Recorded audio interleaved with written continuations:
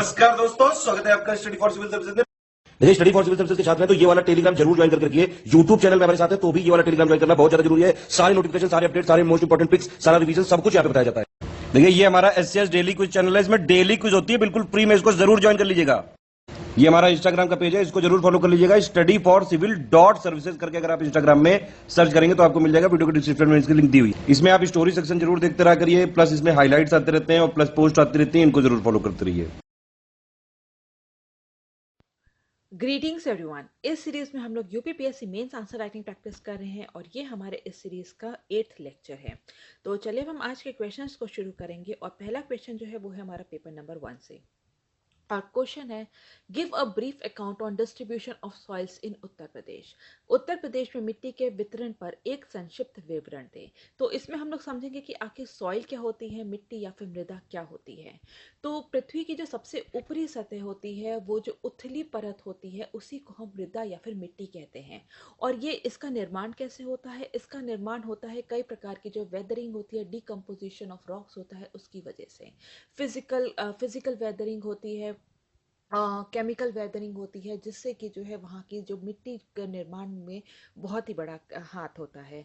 तो यहाँ पे बहुत सारे फैक्टर्स हैं जो सॉइल फॉर्मेशन में जो है काम करते हैं, जैसे कि वहाँ के जो पूरा जो एरिया है वहाँ पे टेम्परेचर क्या है, वहाँ की रेनफॉल पर, ठीक है, रेनफॉल है, टेम्परेचर है, वहाँ के जो उस जगह का जो रॉक है, रॉक मटेरियल क्या है, पेरेंट मटेरियल क्या है, वहाँ की टोपोग्राफी क्या है, वहाँ पे कौन कौन से माइक्रो ऑर्गेनिज्म जो है वो मौजूद है, वहाँ का क्लाइमेट कैसा है, और कितने टाइम में कौन से मृदा बन रही है। तो टाइम भी बहुत इंपॉर्टेंट फैक्टर है मिट्टी को बनने में।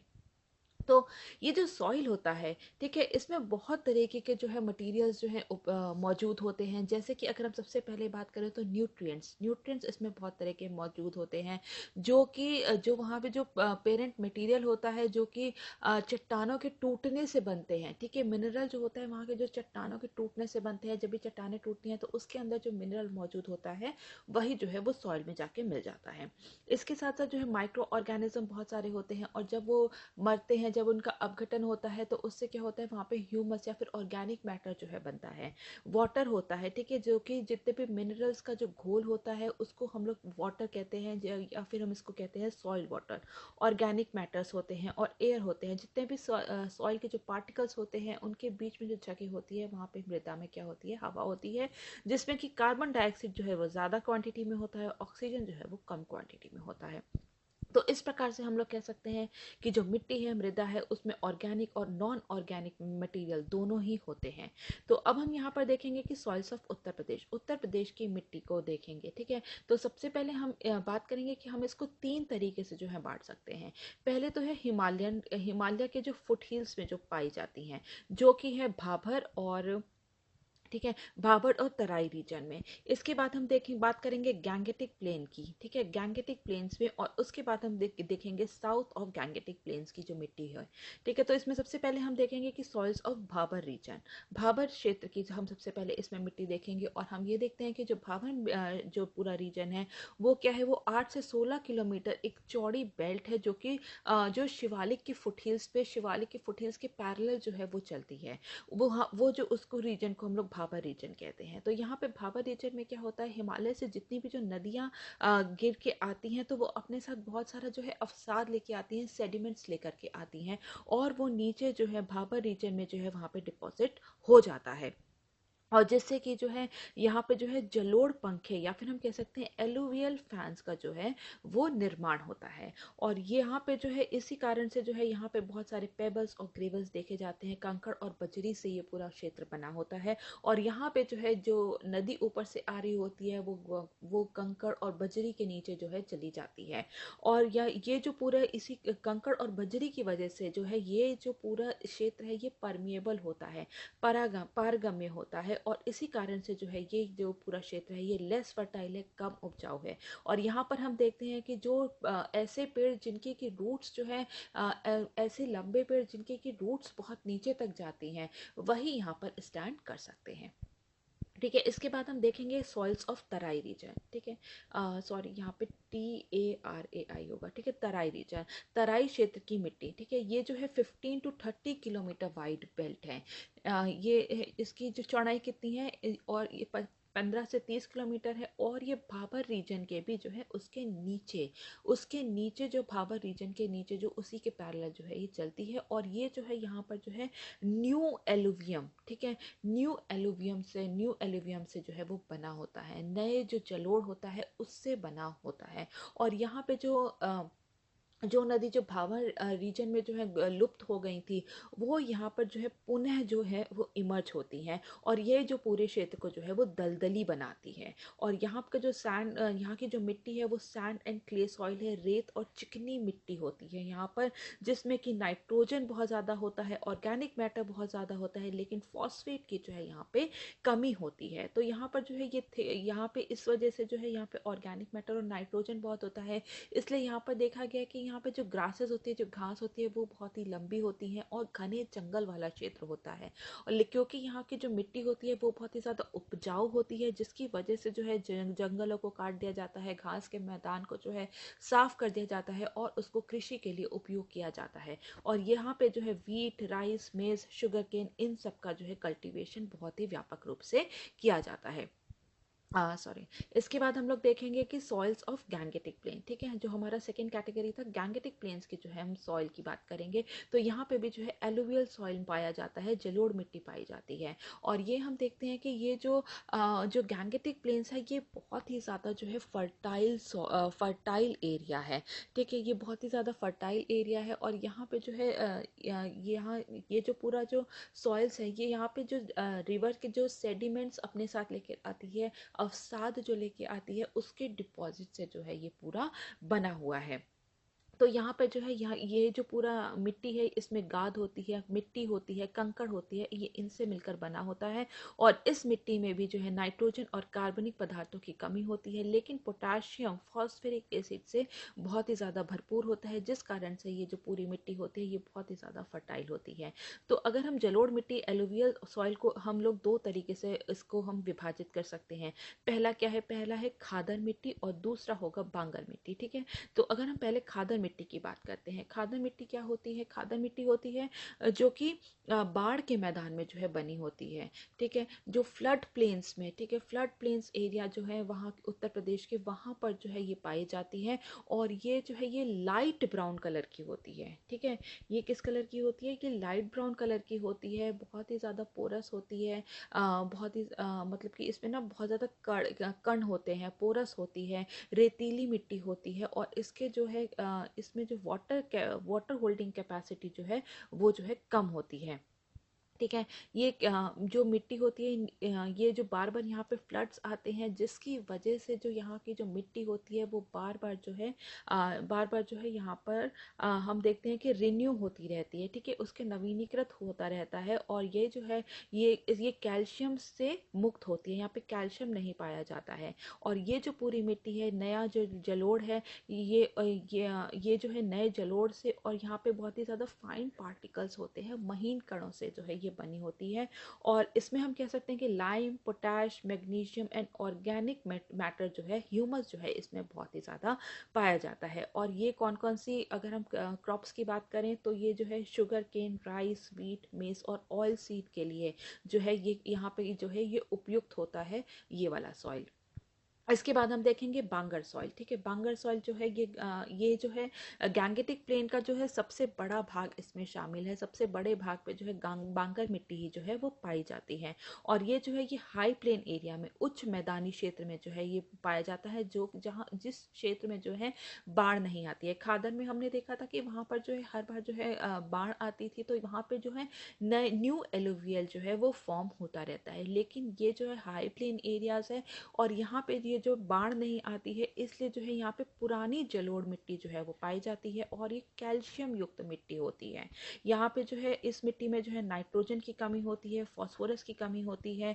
और क्योंकि जो है यहाँ पर जो है बहुत ही बार बार जो है एग्रीकल्चर किया जाता है, बार बार इस क्षेत्र को कल्टीवेट किया जाता है, इसी वजह से जो है ये पूरा क्षेत्र जो है वो कम उपजाऊ हो जाता है, ठीक है, ये क्षेत्र जो है ये कम उपजाऊ होता है। इसके बाद हम देखेंगे यहाँ पर कि वेस्टर्न रीजन जो है गैंगेटिक प्लेन्स का जो वेस्टर्न रीजन है वहाँ पर, ठीक है, गैंगेटिक प्लेन्स का जो वेस्टर्न पार्ट है वहाँ पर हम देखते हैं कि डार्क ग्रे कलर का सॉइल होता है, ठीक है। जैसे कि प्लेन रीजन जो है मेरठ, सहारनपुर, मुजफ्फरनगर, वहाँ पे जो है गहरे और उपजाऊ मिट्टी पाई जाती है। यही अगर हम गैंगेटिक प्लेन्स की नॉर्थ ईस्टर्न रीजन की बात करें, जैसे कि खीरी है, सीतापुर है, यहाँ पर कौन सी दोमट और बलुई दोमट मिट्टी पाई जाती है जो कि अम्लीय होती है, एसिडिक होती है।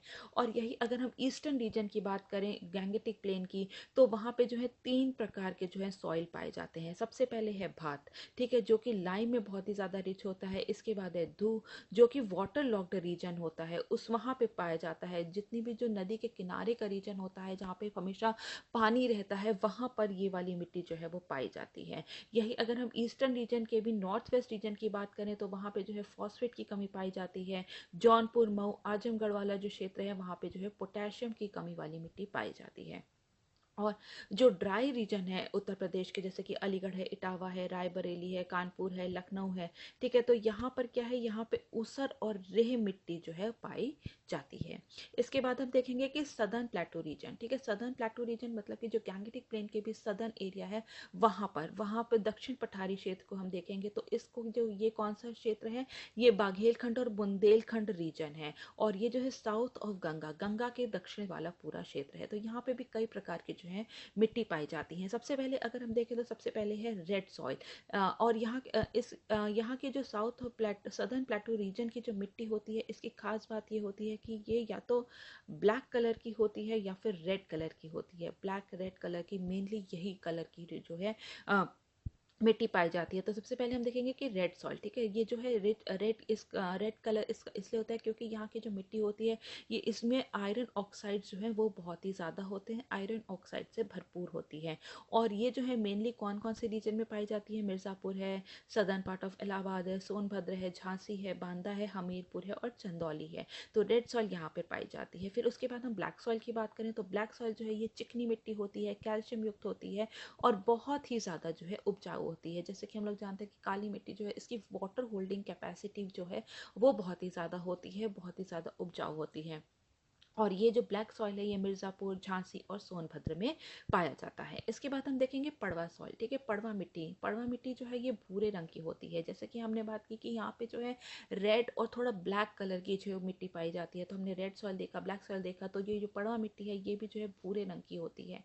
बहुत ही ज़्यादा मतलब गाढ़े भूरे रंग की होती है, तो ये हम करीब कह सकते हैं कि ब्लैक के ह्यू में ही पाई जाती है। तो और ये जो पूरी मिट्टी होती है ये कार्बनिक पदार्थ में इसमें बहुत ही ज़्यादा कम होता है। इसमें ह्यूमस जो है वो बहुत ही ज़्यादा कम होता है। हमीरपुर, जालौन वाले इलाके में जो है पड़वा सॉइल जो है पड़वा मिट्टी जो है पाई जाती है। और ये जो है कल्टीवेशन के लिए इसको यूज़ किया जा सकता है, लेकिन केवल इरिगेशन और फर्टिलाइजेशन के मदद से। और यहाँ पर हम देखते हैं कि इरिगेशन और फर्टिलाइजर जब इसमें लगाया जाता है तो ये जो मिट्टी जो होती है यहाँ पर मिलेट्स और ग्राम को जो है वो उगाया जाता है, बाजरे और चने की खेती की जाती है। इसके बाद हम देखेंगे राकर सॉइल, ठीक है, राकर मिट्टी जो है ये पर्वत की जो ढालें होती हैं या फिर पठारी क्षेत्र जो है वहाँ पर पाया जाता है। और ये मिट्टी जो है ये तिल और चने के लिए जो है बहुत ही ज़्यादा उपयुक्त होती है। इसके बाद हम देखेंगे मोंटा सॉइल है विंध्यन माउंटेन में, ठीक है, विंध्यन पर्वत की जो विंध्यन पर्वत जो है वहाँ पे कौन सा सॉइल पाया जाता है, वो है मोंटा मिट्टी। और ये भी देखिए हम देख रहे हैं कि यहाँ पे ये भी जो है रेड कलर का होता है, लाल रंग की मिट्टी होती है और यहाँ पे जो है बाजरे की खेती की जाती है। तो हम यहाँ पे देखते हैं कि जो उत्तर प्रदेश है उसमें बहुत प्रकार के जो है सॉइल्स जो हैं वो पाए जाते हैं, जो कि अलग अलग जो क्रॉप्स हैं उसके लिए बहुत ही ज़्यादा उपयोगी साबित होती हैं। इसके बाद हम लोग नेक्स्ट क्वेश्चन देखेंगे जो कि है पेपर नंबर 2 से। और क्वेश्चन है what do you understand by e governance, highlight the e governance initiatives taken by the Uttar Pradesh government. E governance से आप क्या समझते हैं, उत्तर प्रदेश सरकार द्वारा की गई ई गवर्नेंस पहलों पर प्रकाश डालिए। ठीक है, तो अब हम यहाँ पर पूरा ई गवर्नेंस को समझ लेंगे। तो राष्ट्रीय ई शासन योजना या फिर हम कह सकते हैं नेशनल ई गवर्नेंस प्लान जो है वो भारत सरकार द्वारा आरंभ की गई एक योजना है, जिसका की उद्देश्य क्या है कि भारत के नागरिकों को सभी सरकारी सेवाएं जो है इलेक्ट्रॉनिक माध्यम से उपलब्ध कराया जाएगा। ठीक है, तो हम कह सकते हैं कि use of ICT in information and communication technology का यूज किया जाएगा सरकार के सभी स्तरों पर, ताकि जो है यहाँ पे जो है कई प्रकार की जो सर्विसेज हैं वो लोगों तक पहुंचाई पहुंचाई जा सके, लोगों तक इंफॉर्मेशन जो है वो अच्छे से पहुंचाई जा सके। ठीक है, तो in order to provide services to the citizens को सर्विसेज पहुंचाई जा सके, उनको हर तरीके से जो गवर्नमेंट की जो कामकाज है उसके लिए जो है इंफॉर्मेशन पहुंचाई जा सके।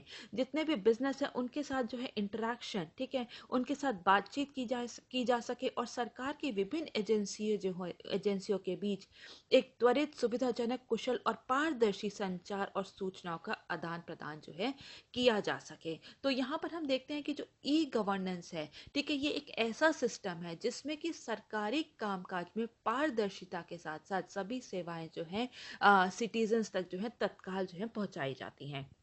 तो यहाँ पर हम कह सकते हैं कि जो इसका एम क्या है नेशनल ई गवर्नेंस प्लान का, कि यहाँ पर जितने भी गवर्नमेंट सर्विसेज हैं उनको जो है सिटीजन्स और बिजनेस तक उनको जो है बेहतर तरीके से पहुंचाया जाएगा। ठीक है, इसका एम जो है यही है कि गवर्नमेंट की सर्विसेज को सिटीजन्स और बिजनेस तक जो है बेहतर तरीके से पहुंचाया जा सके।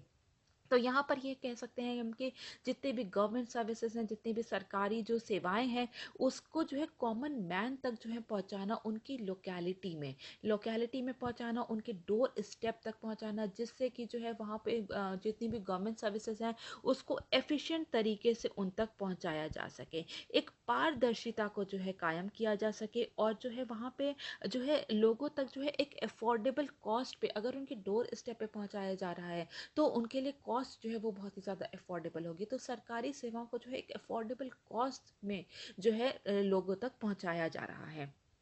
तो इसके बहुत सारे हम अगर एग्जाम्पल देखें तो जैसे कि डिजी लॉकर सेवा है जिसमें कि जितनी भी हमारी इंफॉर्मेशन, हमारी जो डॉक्यूमेंट्स होते हैं उसको जो है सिक्योरली स्टोर किया जाता है और जो सर्विस प्रोवाइडर्स होते हैं उनके साथ जो शेयर किया जाता है और जो कि डायरेक्ट जो है इलेक्ट्रॉनिकली मीन्स से जो है वहाँ पे सारी जो इंफॉर्मेशन जो है वो एक्सेस कर सकते हैं। इसके बाद है मोबाइल सेवा के द्वारा, मतलब कि मोबाइल फोन्स और टैबलेट्स के द्वारा जो है सरकारी इंफॉर्मेशन जो है वो लोगों तक पहुंचाई जाती है।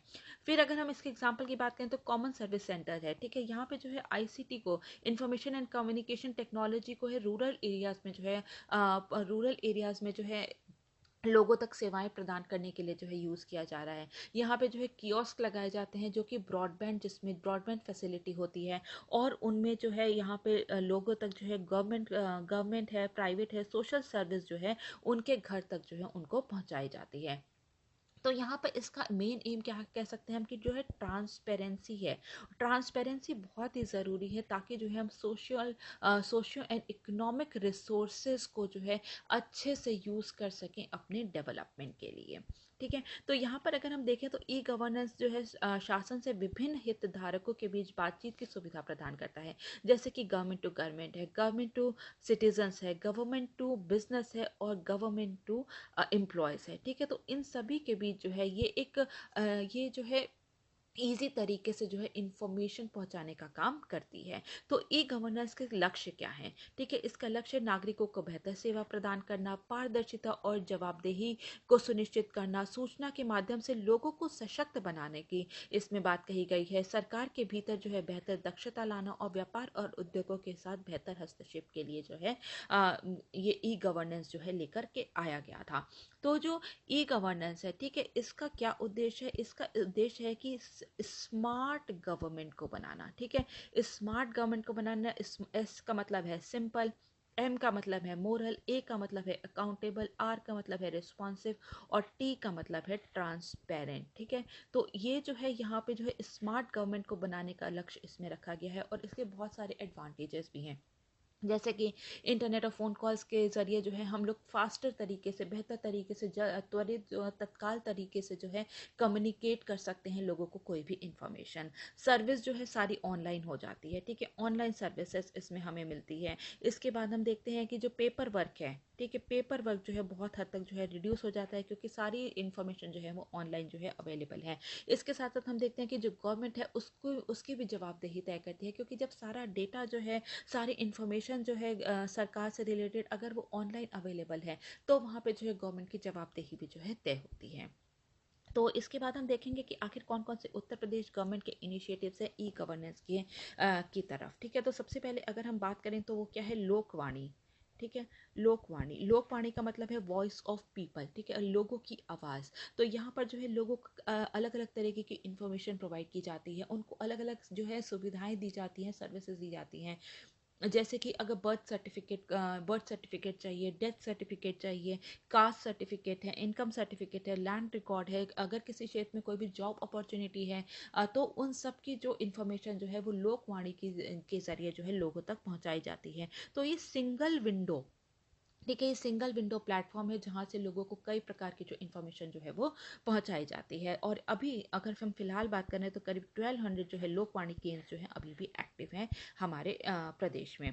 इसके बाद हम देखेंगे दर्पण, ठीक है, दर्पण स्कीम।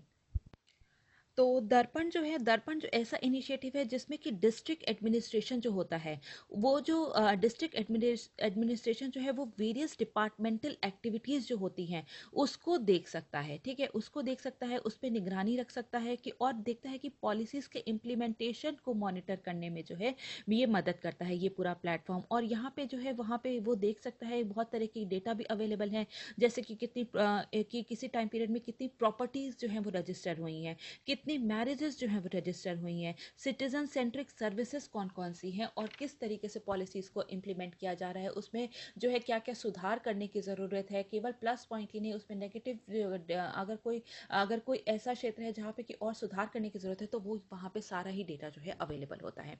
इसके बाद हम देखेंगे निवेश मित्र। निवेश मित्र जो है ये एक सिंगल विंडो सिस्टम है जो कि इंडस्ट्री के होलिस्टिक डेवलपमेंट के लिए जो है लाया गया था, ठीक है, इंडस्ट्री के होलिस्टिक डेवलपमेंट के लिए लाया गया था, ताकि जो प्रदेश में जो ईज ऑफ डूइंग बिजनेस है उसको और ज़्यादा बेहतर बना सके, ठीक है। तो ये एक सिंगल विंडो प्लेटफॉर्म है जहाँ पर कि जो एंटरप्रेन्योर्स हैं वो जो है पूरी पारदर्शिता के साथ जो है ऑनलाइन जो है सभी काम कर सकते हैं, अपनी जो है एप्लीकेशन को फाइल कर सकते हैं, अपनी एप्लीकेशन को ट्रैक कर सकते हैं, कोई भी अगर फीस ऑनलाइन पे करनी है तो भी कर सकते हैं, ठीक है। इसी के साथ साथ जो है यहाँ पे अगर सरकार को कोई भी इन्फॉर्मेशन देनी है या फिर किसी भी एंटरप्राइज को एनओसी देनी है, नो ऑब्जेक्शन सर्टिफिकेट देना है, कोई लाइसेंस देना है या फिर कोई भी अप्रूवल देना है, तो भी इस प्लेटफॉर्म के जरिए जो है किया जा सकता है। तो यहाँ तो इसलिए हम कह सकते हैं कि ये एक ऑनलाइन इंटरफेस है, और यहाँ पे जितना भी क्लियरेंस होता है वो जो है एक टाइम बाउंड तरीके से होता है, एक पहले से एक टाइम सुनिश्चित किया जाता है, उसी के अंदर जो है वो उनकी सारी जो है उनकी समस्याओं का हल किया जाता है। इसके बाद हम देखते हैं ई डिस्ट्रिक्ट, ठीक है। ई डिस्ट्रिक्ट जो है ई डिस्ट्रिक्ट का एम क्या है कि सिटीजन सेंट्रिक सर्विसेज को कंप्यूटरीकरण करने का है, ठीक है। इसका एम क्या है कि सिटीजन सेंट्रिक सर्विस को जो है कंप्यूटरीकरण इसका करना उद्देश्य है। और इस योजना में काफ़ी सारे जो प्रमाण पत्र हैं, शिकायत है, पब्लिक डिस्ट्रीब्यूशन सिस्टम है, पेंशन है, खतौनी है, रोजगार केंद्रों में रजिस्ट्रेशन संबंधी सेवाओं को जो है सम्मिलित किया गया है। तो जो भी सर्टिफिकेट इशू होगा इसके अंतर्गत, ठीक है, इसके अंतर्गत जितने भी सर्टिफिकेट्स जो इशू होते हैं उसे भारत सरकार की डिजी लॉकर योजना से भी जो है एकीकृत कर दिया जाता है। इसके बाद हम देखते हैं भूलेख। तो भूलेख में क्या होता है कि जितने भी लैंड रिकॉर्ड्स होते हैं उसका कंप्यूटराइजेशन होता है। इसमें भूलेख पोर्टल पे जो है खतौनी के पूरे जीवन चक्र के जीवन चक्र को बनाए के रखता है, ठीक है, बताता है हमें। यहाँ पे लैंड रिकॉर्ड्स होते हैं, उसमें बताया जाता है कि लैंड ओनर कौन है, और ये जो है इसको जो है 2016 में जो है लॉन्च किया गया था, और ये अभी जो है सारे ही डिस्ट्रिक्ट में जो है इसको जो है अप्लाई कर दिया गया है। इसके बाद हम देखते हैं ई मदरसा, ठीक है। इसके बाद ई मदरसा है, तो यहाँ पे जो है इंफॉर्मेशन एंड कम्युनिकेशन टेक्नोलॉजी का यूज़ करके जो है ट्रांसपेरेंसी और अकाउंटेबिलिटी को जो है हम लोग इंश्योर कर सकते हैं। तो मदरसों को एक इंटीग्रेटेड पोर्टल पर जो है लाया गया है, जो कि सभी मान्यता प्राप्त जो मदरसे हैं उनका पोर्टल पर रजिस्ट्रेशन जो है वो बहुत ही ज़्यादा मैंडेटरी है इसके अंतर्गत। और जो पोर्टल के माध्यम से ही जो है कई सारे जो है secondary exam, senior secondary exams, ठीक है, ये परीक्षाएं जो हैं वो वर्ष 2018 से इसी पोर्टल पर जो है संपन्न कराई जा रही हैं। इसके बाद हम देखते हैं आपूर्ति, ठीक है। आपूर्ति जो है ये कौन सी, ये जो है खाद्य एवं रसद विभाग द्वारा जो है इसको जो है यहाँ पर लेके आया गया था, उसके द्वारा लॉन्च किया गया है। इसके अंतर्गत जो है राशन कार्ड देखा जाता है, राशन कार्ड को जो है ऑनलाइन राशन कार्ड जो है जारी किया जाता है, राशन वितरण पर नज़र रखी जाती है, पीडीएस के अंदर पब्लिक डिस्ट्रीब्यूशन सिस्टम के अंदर जितना भी राशन वितरण हो रहा है उस पर नज़र रखी जाती है, राशन कार्ड के धारकों की लिस्ट होती है और इसमें आत्मनिर्भर भारत के अंतर्गत जो भी माइग्रेंट एलिजिबिलिटी है, प्रवासी पात्रता की जो है उसकी भी लिस्ट जो है देखी जा सकती है। इसके बाद हम देखेंगे ई नगर सेवा पोर्टल। ई नगर सेवा पोर्टल जो है ये अर्बन लोकल बॉडीज के लिए है। किसके लिए है? अर्बन लोकल बॉडीज के लिए है।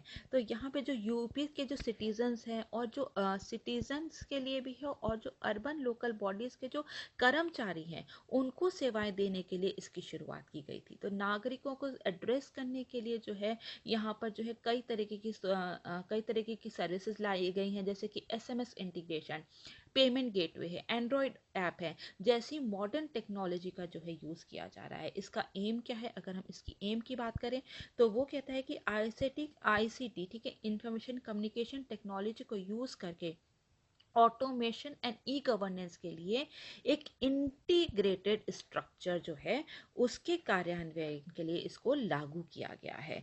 और इसका उद्देश्य क्या है कि नगर पालिका सरकारों के कामकाज को यहाँ पे स्ट्रीमलाइन करना, उसको इम्प्रूव करना और इसको स्ट्रेंथन करना, ताकि जो है नागरिकों को बेहतर तरीके से जो है सेवाएं जो है प्रदान करी जा सकें। इसके बाद है ई पेंशन स्कीम। ठीक है, ई पेंशन स्कीम में क्या है कि जितने भी पेंशन से संबंधित कार्य होते हैं वो इसके द्वारा जो है करे जा सकते हैं, जैसे कि पेंशनर्स होते हैं, रिटायरमेंट के बाद उन्हें पेंशन मिलती है, फ्रीडम फाइटर की पेंशन होती है। ठीक है, फ्रीडम फाइटर पेंशन होती है तो उनको क्या किया जाता है, इसमें एक आईडी कार्ड जो है उनको दिया जाता है और एक बायोमेट्रिक डिवाइस, ठीक है, बायोमेट्रिक डिवाइस के जरिए जो है उनको उनका जो है एक डेटाबेस तैयार किया जाता है। क्योंकि जैसे कि हम लोग जानते हैं कि जितने भी लोग रिटायर हो जाते हैं गवर्नमेंट सर्विस से, उनको साल में एक बार जाना पड़ता है ताकि वो जो है अपने जीवित होने का प्रमाण दे सके।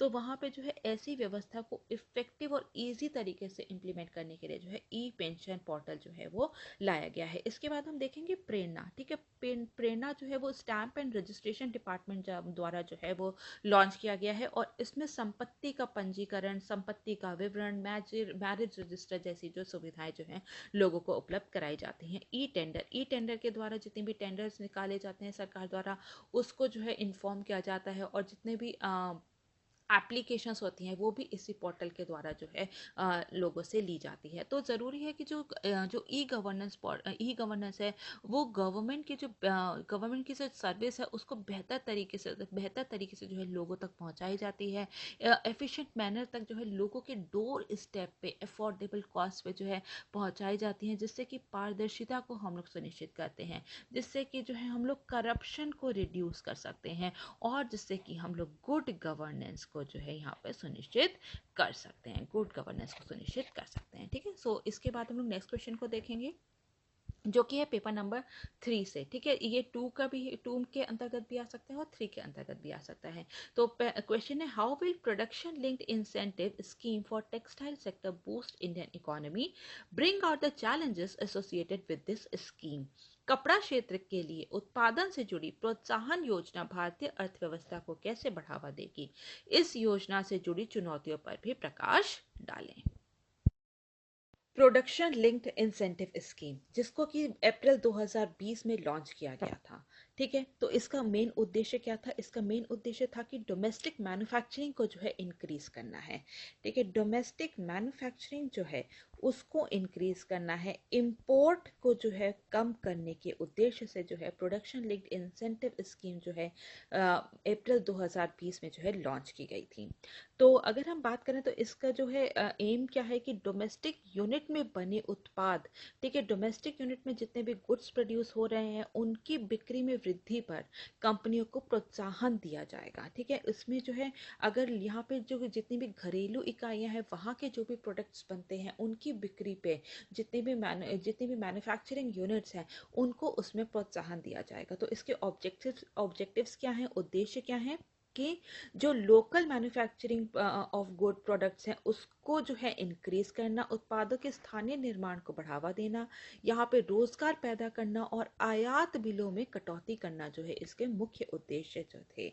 ठीक है, तो यहाँ पर जो है पूरे स्कीम में ये इस योजना में केवल जो है विदेशी कंपनियों को ही भारत में जो है अट्रैक्ट नहीं किया जाएगा, बल्कि यहाँ के जो लोकल जो यहाँ के डोमेस्टिक मैन्युफैक्चरिंग यूनिट्स हैं उनको भी जो है एनकरेज किया जाएगा कि वो न्यू कंपनीज या फिर न्यू यूनिट को सेटअप करें, या फिर जो उनकी एग्जिस्टिंग यूनिट है, ठीक है, या फिर जो पहले से जो मौजूदा विनिर्माण इकाइयां हैं उसी का विस्तार करने के लिए उनको प्रोत्साहित किया जाएगा।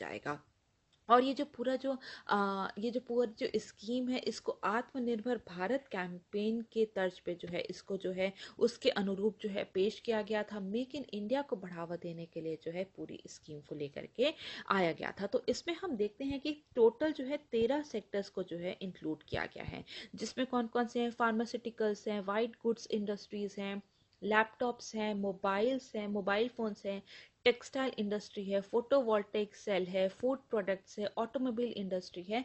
और ऐसी जो है टोटल 13 जो इकाइयां हैं, टोटल 13 सेक्टर्स जो हैं उनको इंक्लूड किया गया है। और जो PLI स्कीम है इसमें ऐसा माना जा रहा है कि नेक्स्ट 5 इयर्स में, ठीक है, टोटल जो है $520 बिलियन का जो है प्रोडक्शन जो है भारत में होने का अनुमान लगाया जा रहा है। तो इससे बहुत सारे जो है एडवांटेजेस भी होंगे। ठीक है, एडवांटेजेस कैसे होंगे, जैसे कि जब मैन्युफैक्चरिंग यूनिट्स नहीं लगेंगी तो उससे क्या होगा, जॉब क्रिएशन बहुत ही ज़्यादा होगा। तो हमारा जो एम्प्लॉयमेंट लेवल जो है वो बहुत ही ज़्यादा बढ़ेगा। ठीक है, इसके साथ साथ जो है इंडस्ट्रीज को अगर हम देखें तो इंडस्ट्रीज के एंड पर इंडस्ट्रीज के लिए जो है उनको प्रोडक्शन करने में बहुत सारे जो है इंसेंटिव्स मिल रहे हैं, उनके प्रोडक्शन को बढ़ाने में बहुत ज़्यादा उनको मदद मिलेगी, और साथ साथ जो है उनके एक्सपोर्ट में भी जो है बहुत ज़्यादा मदद मिलेगी, क्योंकि यहाँ पे इंपोर्ट को हम कम कर रहे हैं। और अगर हम डोमेस्टिक यूनिट में अगर हम ज़्यादा प्रोडक्शन कर रहे हैं तो जाहिर सी बात है हम काफ़ी सारा जो है एक्सपोर्ट भी करेंगे। और इसके साथ साथ जो है अगर जॉब इंक्रीज होती है तो उससे क्या होगा, इनकम भी जो है इंक्रीज होगी। ठीक है, इंक्रीज इन इनकम इंक्रीज होगी तो डिमांड भी इंक्रीज होगी, डिमांड इंक्रीज होगी तो यहाँ पे जो है प्रोडक्शन भी इंक्रीज होगा, इन्वेस्टमेंट इंक्रीज होगा, जिससे कि पूरे हमारे इकोनॉमी ग्रोथ में, आर्थिक विकास में बहुत ही ज़्यादा हमें मदद मिलेगी। ठीक है, इसके साथ साथ हम देखते हैं कि बहुत सारे जो MSME सेक्टर्स जो हैं, ठीक है, MSME सेक्टर हैं उनको भी बहुत ज़्यादा बढ़ावा मिलेगा, क्योंकि जो मैन्युफैक्चरिंग यूनिट्स जो हैं जब वो बढ़ेंगी तो उनकी जो एक सपोर्टिंग यूनिट्स होती हैं, जो एंसिलरी यूनिट्स होती हैं, उनको भी जो है पूरे वैल्यू चेन में और ज़्यादा आगे आना पड़ेगा। और ये जो एंसिलरी यूनिट्स जो होती हैं वो मेनली जो MSME यूनिट्स होती हैं। ठीक है, तो वहाँ पे हम देखते हैं कि जो MSME यूनिट्स जो हैं उनको भी बहुत ज़्यादा जो है अब यहाँ पे बढ़ावा मिलेगा। ठीक है, तो अब हम देखेंगे कि आखिर ये जो PLI स्कीम जो है इन टेक्सटाइल इंडस्ट्री वो क्या है। ठीक है, अगर हम ये बात करें कि PLI scheme in textile industry, तो यहाँ पे जो है प्रमोट किया जा रहा है देश में उच्च मूल्य के MMF फैब्रिक को, मतलब कि मैन मेड फैब्रिक को। ठीक है, मैनमेड फैब्रिक गारमेंट्स को और टेक्निकल टेक्सटाइल के उत्पादन को बढ़ावा देने के उद्देश्य से जो है PLI स्कीम जो है टेक्सटाइल इंडस्ट्री में लेकर के आई गई है। तो MMM फैब्रिक्स क्या होते हैं, हम इस पर एक बार नजर डाल लेंगे। ठीक है, तो ये जो मैन मेड फैब्रिक्स जो होते हैं ये जो है इनको इंसेंटिवाइज करने की इसमें बात की गई है।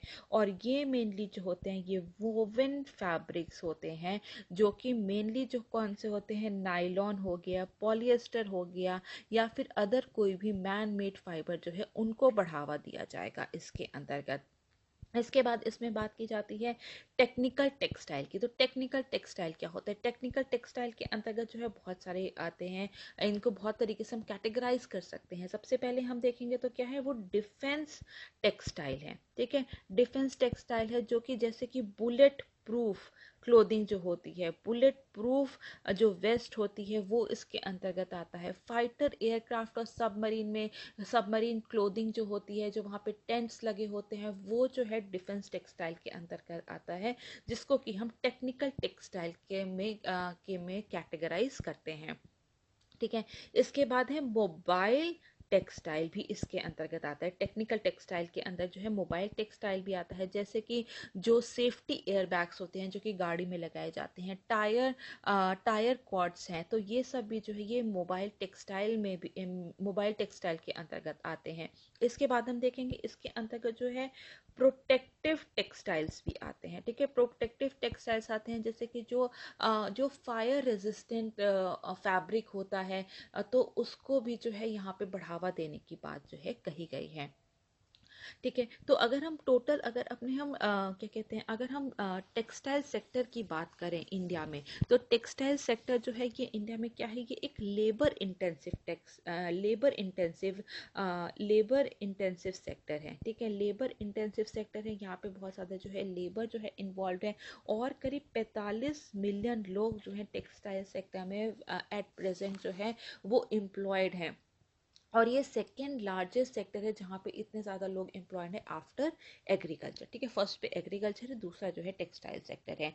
और अगर हम टेक्निकल टेक्सटाइल की ही बात करें, ठीक है, टेक्निकल टेक्सटाइल की बात करें, तो पूरे इंडिया की जो टोटल टेक्सटाइल और एपरल मार्केट है उसमें टेक्निकल टेक्सटाइल की हिस्सेदारी कितनी है, 13% की है, और जीडीपी में इसकी हिस्सेदारी कितनी है, 0.7% की है। तो अगर हम इसको बढ़ाते हैं तो हम कहीं ना कहीं इंडिया की जो ग्लोबल कॉम्पिटिटिवनेस है उसको हम बहुत ज़्यादा बढ़ा सकेंगे। ठीक है, और अब हम देखते हैं कि ये इस सेक्टर में जो है ऐसा अनुमान लगाया, सॉरी, इस सेक्टर में जो है इस क्षेत्र में अगले 5 वर्षों की अवधि में जो है 10,683 करोड़ रुपए का प्रोत्साहन देने की इसमें बात की गई है। ठीक है, तो अब हम देखेंगे कि आखिर क्या क्या इम्पोर्टेंस है पीएलआई स्कीम की जो है इंडियन इकोनॉमी के लिए। तो सबसे पहले क्या है, सबसे पहले है इंक्रीज इन इन्वेस्टमेंट, निवेश में बहुत ज़्यादा वृद्धि देखी जाएगी। ठीक है, तो यहाँ पे जो है जो फ्रेश इन्वेस्टमेंट जो है पूरे टेक्सटाइल इंडस्ट्री में जो है बहुत ज़्यादा किया जाएगा। कितना किया जाएगा, अगले 5 सालों में जो है 19,000 करोड़ का जो है फ्रेश इन्वेस्टमेंट किया जाएगा। और जो है इससे ऐसा अनुमान लगाया जा रहा है कि 3 लाख करोड़ का जो है क्यूमुलेटिव टर्नओवर जो है ये पैदा करेगा। इसके बाद हम देखते हैं जॉब क्रिएशन। जॉब क्रिएशन बहुत सारी होगी। केवल टेक्सटाइल इंडस्ट्री की ही बात करें तो उसमें करीब 7.5 लाख जॉब जो है क्रिएट होगी। और इसके साथ साथ जो एंसिलरी यूनिट्स हैं, जो सपोर्टिंग यूनिट्स में जो जॉब क्रिएशन हो रहा है वो अलग है। तो हम देख रहे हैं कि बहुत ही व्यापक रूप से जो है एम्प्लॉयमेंट की जो हमारी अनएम्प्लॉयमेंट की जो समस्या है उसको कहीं ना कहीं हमें टैकल करने में मदद मिलेगी। इसके बाद हम देखते हैं एम्पावर्स वुमेन। वुमेन को बहुत ज़्यादा एम्पावर सशक्त करने में हमें मदद मिलेगी। क्यों, क्योंकि जो टेक्सटाइल इंडस्ट्री है वहाँ पर क्या है, वहाँ पे मेनली जो है वो फीमेल ही काम करती हैं। तो जब पूरी टेक्सटाइल इंडस्ट्री जब ग्रो करेगी तो क्या होगा, तो जो वुमेन का लेबर फोर्स पार्टिसिपेशन है वो तो बढ़ेगा ही बढ़ेगा, और साथ साथ जो फॉर्मल इकोनॉमी में भी जो महिला श्रम की जो शक्ति की भागीदारी है उस औपचारिक अर्थव्यवस्था में वो भी बहुत ज़्यादा हम बढ़ने को हमें दिखेगी। इसके बाद हम देखते हैं कि जो बैकवर्ड एरियाज है हमारे कंट्री में, वह उसको भी जो है उसके डेवलपमेंट में भी, उसके विकास में भी बहुत ज़्यादा हमें मदद मिलेगी। क्योंकि ऐसे एरियाज को प्रायोरिटाइज किया जा रहा है जो कि एस्पिरेशनल डिस्ट्रिक्ट्स के अंतर्गत आते हैं। टियर 3 और टियर 4 सिटीज़ में जो है इंडस्ट्री को सेटअप करने के लिए प्रायोरिटी दी जा रही है। रूरल एरियाज में जो है मैन्युफैक्चरिंग यूनिट लगाने के लिए, जो है टेक्सटाइल यूनिट लगाने के लिए जो है प्रोत्साहन दिया जा रहा है, प्रायोरिटाइज किया जा रहा है, जिससे कि जो है हमारे जो कई सारे जो रूरल एरियाज़ हैं या फिर जो बैकवर्ड एरियाज़ हैं उनके विकास में हमें बहुत ज़्यादा मदद मिलेगी। और मेनली जो कई सारे जो इम्पॉर्टेंट स्टेट्स हैं कौन कौन से, वहाँ पे जो है हमें पॉजिटिव इम्पैक्ट देखने को मिलेगा, जैसे कि यूपी है, महाराष्ट्र है, गुजरात है, तमिलनाडु, तेलंगाना, आंध्र प्रदेश, उड़ीसा, जहाँ पे कि जो है टेक्सटाइल इंडस्ट्री बहुत ही व्यापक रूप से जो है फैली हुई है। तो यहाँ पर जो है हमें इन सब स्टेट में जो है पॉजिटिव इम्पैक्ट देखने को मिलेगा। इसके बाद हम देखते हैं make India globally competitive. India को ग्लोबली कॉम्पिटिटिव बनाएगा, यहाँ का जो टर्नओवर है वो इंक्रीज होगा। तो यहाँ पे जो है इंडिया को एक ग्लोबल कॉम्पिटिटिव बनाएगा और इंडिया की जो है हिस्सेदारी जो है इंटरनेशनल ट्रेड में उसको भी बढ़ाने की हमें मदद मिलेगी। इंपोर्ट बिल को, आयात बिलों में कटौती करने में बहुत ज़्यादा मदद मिलेगी। 2018-19 में ऐसा देखा गया था कि जो मैन मेड फैब्रिक के जो एपरल्स हैं या फिर जो पूरा पूरा रोल आता है, यान आता है, उसमें जो है उसका इंपोर्ट जो है वो बहुत ही ज़्यादा हुआ था। तो जब हमारे यहाँ पे इंसेंटिव्स दिया जाएगा, यहाँ पर जो है प्रोडक्शन किया जाएगा, तो उससे क्या होगा, उससे हमारी जो डिपेंडेंसी है इंपोर्ट पे वो बहुत ही ज़्यादा कम होगी। और मैन मेड फैब्रिक जो है मेनली कहाँ से हम इंपोर्ट कराते हैं, चाइना से कराते हैं और बांग्लादेश से कराते हैं। तो यहाँ के जो हमारी इंपोर्ट डिपेंडेंसी है वो बहुत ही ज़्यादा हमें कम होने में मदद मिलेगी। इसके बाद हम देखेंगे कि आखिर कौन कौन से चैलेंजेस हैं, कौन कौन सी चुनौतियां हैं इस पूरे पीएलआई स्कीम में। सबसे पहले क्या है, सबसे पहले है ट्रेडिशनल टेक्सटाइल यूनिट्स जो है इसमें इंक्लूड नहीं है। ठीक है, ट्रेडिशनल टेक्सटाइल यूनिट्स कौन सी हैं, जैसे कि हैंडलूम इंडस्ट्री हो गई, कॉटन इंडस्ट्री हो गई। और कॉटन इंडस्ट्री हमने देखा है कि जो है पिछले साल जो है पिछले साल के मुकाबले जो है 18% का इसमें कॉन्ट्रैक्शन हुआ है। तो ज़रूरी है कि हम जो है इस स्कीम के अंतर्गत जो है कॉटन टेक्सटाइल को भी लेकर के आए। लिमिटेड नंबर ऑफ प्लेयर्स होंगे, क्योंकि इसमें जो इन्वेस्टमेंट का थ्रेशोल्ड है वो बहुत ज़्यादा हाई है। मिनिमम जो है 300 करोड़ का जो इन्वेस्टमेंट करना होगा। तो इसलिए जो प्लेयर्स जो हैं यहाँ पे बहुत ही कम होंगे, लिमिटेड नंबर ऑफ प्लेयर्स होंगे, क्योंकि इसमें जो इन्वेस्टमेंट है उसका थ्रेशोल्ड जो है वो बहुत हाई रखा गया है। इसके बाद हम देखते हैं बेनिफिट इंटरनेशनल कंपनीज, अंतर्राष्ट्रीय कंपनियों को ज़्यादा लाभ होगा। क्योंकि जो है यहाँ पे जो डोमेस्टिक कंपनीज हैं वो लो स्केल पे काम कर रही हैं, तो वो इतनी ज़्यादा कंपेटिटिव नहीं है जितनी कि इंटरनेशनल कंपनीज हैं। इसके बाद हम देखते हैं ह्यूज इन्वेस्टमेंट, भारी निवेश की ज़रूरत है।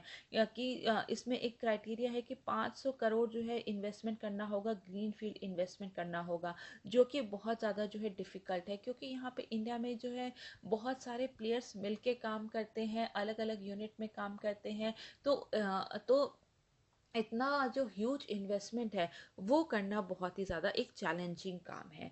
लेकिन हम देखते हैं कि ये जो पीएलआई स्कीम है इससे जो है डोमेस्टिक मैन्युफैक्चरिंग को जो है बढ़ावा मिलेगा, ग्लोबल मार्केट में हमारे शेयर को इंक्रीज करने में मदद मिलेगी। हम जो है और ज़्यादा इन्वेस्टमेंट जो है वो अट्रैक्ट कर सकेंगे और जो हमारा आत्मनिर्भर का सपना है हम उसमें उसको पूरा कर सकेंगे। तो जो ये जो टेक्निकल टेक्सटाइल है, ठीक है, ये जो है पूरा जो इंटरनेशनल ट्रेड में जो है इसका 2/3 का हिस्सा है। और जो है पीएलआई स्कीम के जरिए हम इंडिया का शेयर जो है बढ़ाने की इसमें कोशिश कर रहे हैं।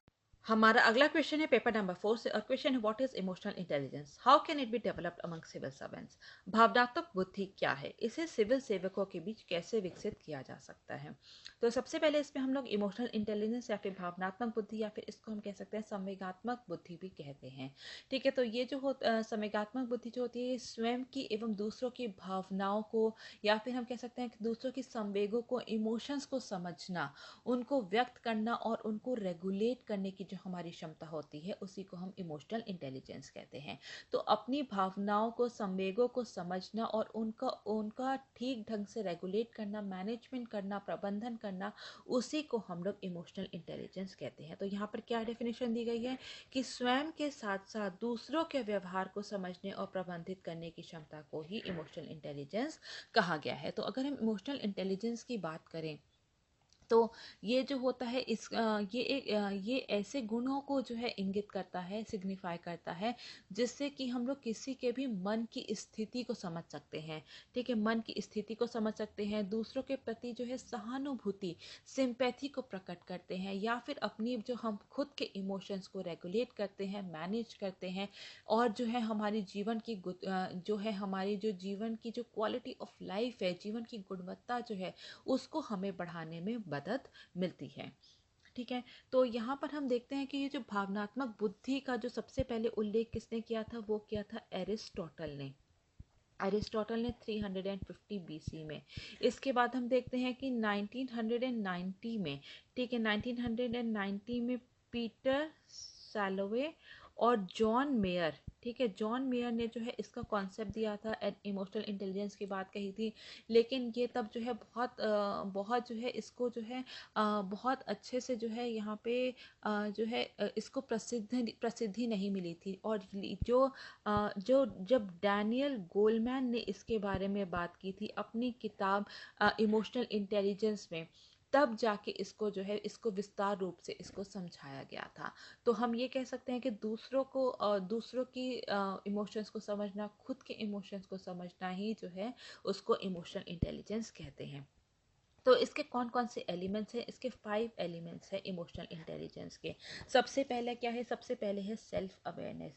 सेल्फ अवेयरनेस मतलब हमें खुद के बारे में पता होना चाहिए, ठीक है, आत्म जागरूकता होनी चाहिए।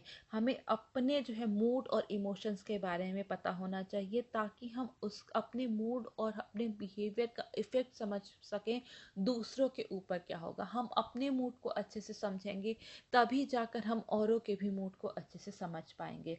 तो सेल्फ अवेयरनेस जो है वो होनी बहुत ज़रूरी है। हमें अपनी जो है स्ट्रेंथ और वीकनेसेस पता होनी चाहिए, तभी जो है हम अपनी परफॉर्मेंस को जो है इंक्रीज कर सकेंगे, इम्प्रूव कर सकेंगे। सेल्फ अवेयरनेस होगी तो हम अपने कार्य में जो है सेल्फ कॉन्फिडेंस, हमें अपना कॉन्फिडेंस जो है हमारा बहुत बेटर होगा। तो ये हमें डिसीजन मेकिंग प्रोसेस में बहुत ज़्यादा हेल्प करेगा, हमारी परफॉर्मेंस को इम्प्रूव करने में भी बहुत ज़्यादा मदद मिलेगा, ठीक है। इसके साथ साथ जो है हमें दूसरों के इमोशंस को भी समझने में बहुत ज़्यादा मदद मिलेगी।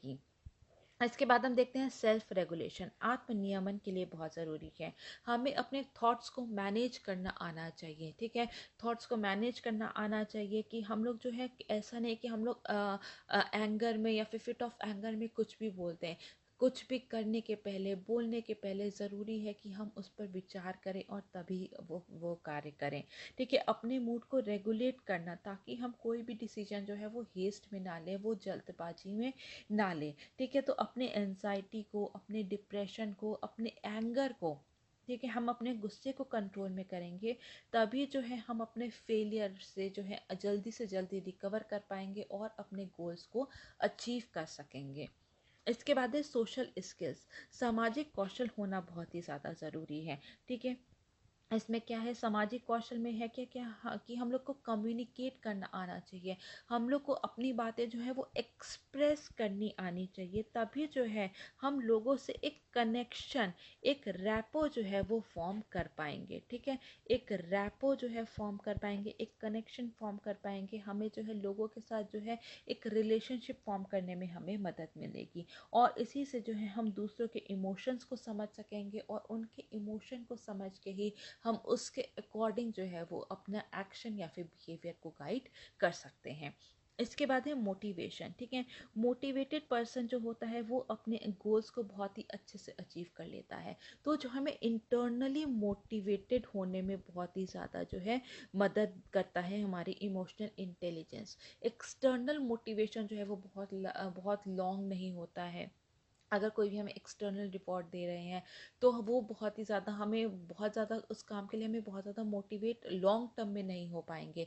हमें इंटरनली मोटिवेटेड होना ज़रूरी है अपने गोल्स को अचीव करने के लिए। इसके बाद क्या है, एम्पैथी है। एम्पैथी मतलब कि सहानुभूति होनी चाहिए, ठीक है। हमें दूसरों को, हम अपने खुद को दूसरों की सिचुएशन में रख के सोचना चाहिए कि दूसरा क्या सोच रहा है, दूसरा की क्या भावनाएं हैं, दूसरे के इमोशंस क्या हैं। जब हम दूसरों को समझेंगे तभी जो है हमें रिस्पेक्ट मिलेगी। दूसरों को हमें नीड को समझनी पड़ेगी, हमें उसकी वांट्स को समझनी पड़ेगी, तभी जो है हम बेहतर तरीके से उन्हें रिस्पॉन्ड कर सकेंगे, तभी हम उनसे एक बेहतर तरीके से जो है रिलेशनशिप जो है वो फॉर्म कर पाएंगे। तो यहाँ पर हम देखते हैं कि डेवलपमेंट ऑफ इमोशनल इंटेलिजेंस, भावनात्मक बुद्धिमत्ता का जो है विकास कैसे किया जा सकता है। तो सबसे पहले इसमें जो है ट्रेनिंग बहुत ही ज़्यादा इम्पॉर्टेंट है, प्रशिक्षण बहुत ही ज़्यादा इम्पॉर्टेंट है। ठीक है, लोगों को जो है लोगों को ट्रेन करना चाहिए कि वो डिफरेंट सिचुएशन में किस तरीके से जो है वो डील करेंगे, किस तरीके से डील करेंगे डिफरेंट सिचुएशन में। और जब वो उनको एक ऐसे उनको बार बार प्रैक्टिस कराई जाएगी, एक कोई इवेंट देके या फिर कोई इंस्टेंस देके कि उसमें आपको किस तरीके से बिहेव करना है, और उसके बाद उनको फीडबैक दिया जाएगा, तो उससे उनकी ट्रेनिंग होगी, जिससे कि उन्हें बेहतर तरीके से सिचुएशन में रिस्पॉन्ड करना जो है वो सीख सकते हैं। जो लोग होते हैं वो अपने मिस्टेक से ही सीखते हैं, और जब हम रियल लाइफ में प्रैक्टिस करते हैं, जब हमें फीडबैक मिलता है, तो हमें पता होता है कि हमें आगे से क्या गलती नहीं करनी, हमें किस तरीके से चीज़ों के साथ डील करना है, किस तरीके से लोगों के साथ बातचीत करना है, किस तरीके से जो है लोगों के साथ जो है रियल लाइफ सिचुएशन में जो है हमें परफॉर्म करना है, हमें बिहेव करना है।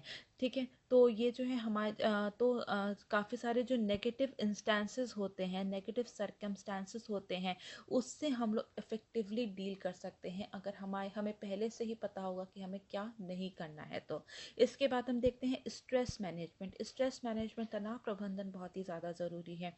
जब भी हम स्ट्रेस में होते हैं, तब हमारी जो परफॉर्मेंस होती है वो सबसे ज़्यादा इफ़ेक्ट होती है। तो हमें स्ट्रेस मैनेज करना चाहिए, ताकि हम जो अनप्लेजेंट सिचुएशन में भी जो है काम रह सकें, हम अपनी वर्क लाइफ और जो पर्सनल लाइफ है उसके बीच एक बैलेंस बनाने के लिए हमें स्ट्रेस मैनेजमेंट करना बहुत ही ज़्यादा ज़रूरी है।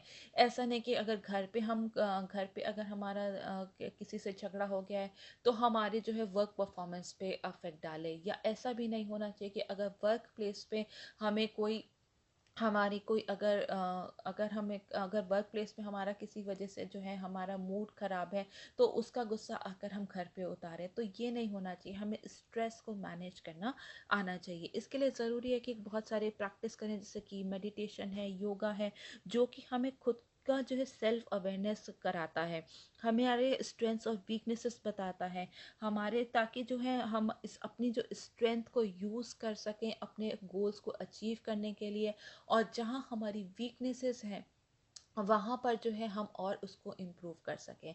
तो योगा है, मेडिटेशन है, ये हमारे खुद के बारे में जो है हमारी इंट्रोस्पेक्ट करने में जो है बहुत ज़्यादा मदद मिलती है, तो जिससे कि हम आगे अपने परफॉर्मेंस को बेहतर बना सकते हैं। कम्युनिकेशन स्किल जो है अपने आप को एक्सप्रेस करना आना चाहिए, तभी हम बेहतर तरीके से कम्युनिकेट कर सकते हैं। और साथ साथ जो है हमें नॉन वर्बल क्यूज़, अशाब्दिक संकेत जो है समझना बहुत ही ज़्यादा ज़रूरी है, जैसे कि फेशियल एक्सप्रेशन है, बॉडी जेस्चर्स हैं, क्योंकि ज़रूरी नहीं है कि जो है किसी के जब कोई बोले तभी हम इमोशंस को समझे, हमें उसकी बॉडी लैंग्वेज समझ के भी उसके इमोशंस को, उसके नीड्स को, उसके वांट्स को जो है समझना होगा, ताकि जो है हम लोग उससे बेहतर तरीके से जो है डील कर सके, कम्युनिकेट कर सकें।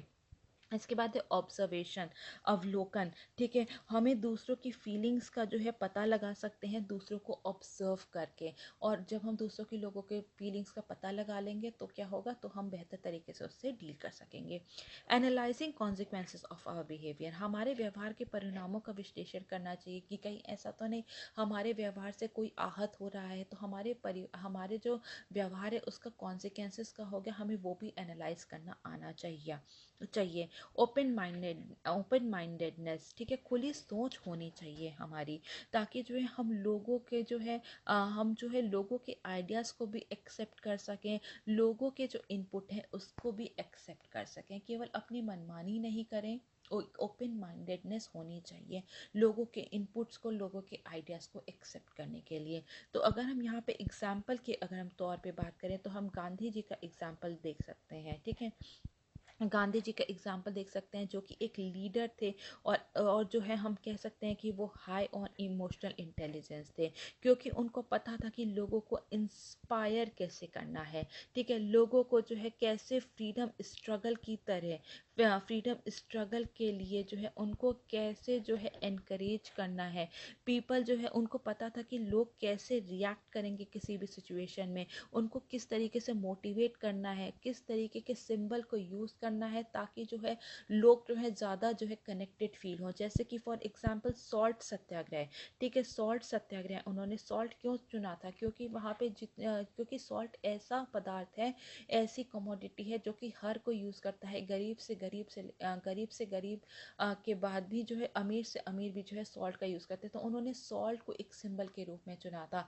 तो ये हमें ऐसी इंटेलिजेंस होनी चाहिए कि ज़्यादा से ज़्यादा हम लोगों को कनेक्ट कर सकें ताकि हम लोग अपने जो गोल्स को अचीव कर सकें। तो हम कह सकते हैं कि जो इमोशनल इंटेलिजेंस है वो बहुत ही ज़्यादा ज़रूरी है पब्लिक सर्वेंट्स के लिए, ताकि वो जो है ताकि जो इतनी भी पॉलिसीज़ हैं उसको अच्छे से इम्प्लीमेंट कर सकें। जहाँ पर लोगों के बिहेवियरल चेंज की बात आती है, जैसे कि स्वच्छ भारत अभियान है, वहाँ पे हम लोगों के बिहेवियर को समझ के उनको किस तरीके से एनकरेज करना है हम उन्हें बता सकें। तो पब्लिक सर्वेंट के में जो है इमोशनल इंटेलिजेंस होना बहुत ही ज़्यादा ज़रूरी है। ठीक है, so that is all for now, thank you so very much.